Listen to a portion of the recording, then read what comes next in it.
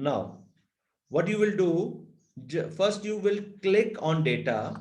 After click on data, you will find data analysis option in right hand side. Just click on it, data analysis option.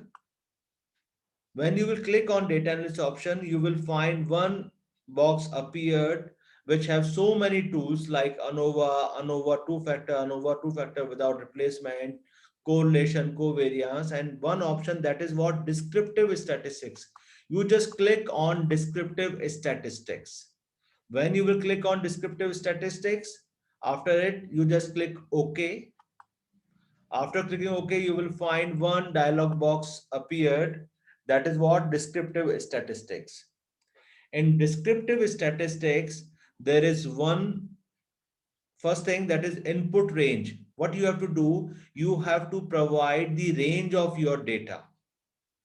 Like we have data like marks of BCom student, marks of BBA student, and marks of MBA student. You just select the data. You just select the data.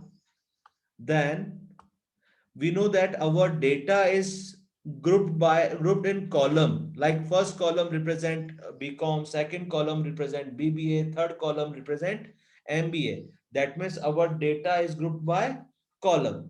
And in our data, in first row, there is what? Label. That is BCom, BBA, and MBA. It's called label. You just click on labels in first row. You just click on labels in first row. Then in output options, you have to choose output range, new worksheet ply, or new workbook. And I want output of my data in the same worksheet. So I'll give output range. I want output like in this column. I select the column. I select the cell where I want output of result of descriptive statistics. And again, there are some options: summary statistics, confidence level of mean, kth largest, kth smallest. You just click on summary statistics. You just click on summary statistics. I'll repeat it again. What you did? First, you have to provide data range, that means input range. Then you have to find your data is grouped by column or rows. In this case, we have data in column wise. That is why I click on columns.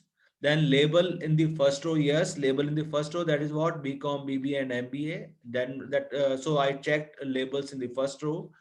Then I provide the cell where I want output of result. Then I checked summary statistics because of I want summary statistics. I want to know summary of my statistics, summary of my data. Just click on it and OK. When you will click OK, you will find the answer. You will find the values.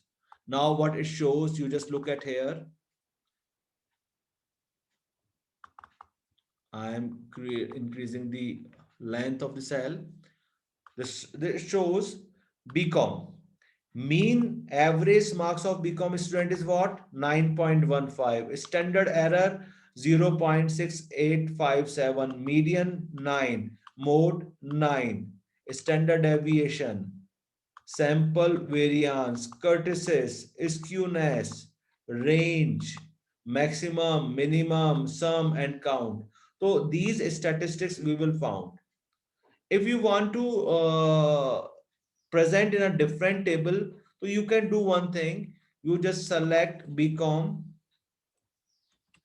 and put it here, Control V, same, cut, paste, MBA, cut from here and paste it here, and you just delete the repetitive column. Okay, we have already heading of the columns. You just delete it. Now you can easily see and easily understand the mean average marks of BCom student is what? 9.15. The average marks of BBA student is what? 9.35. Average marks of MBA student is what? 10.4. median 9, 9.5, 10.5, mode 9, 10, 13.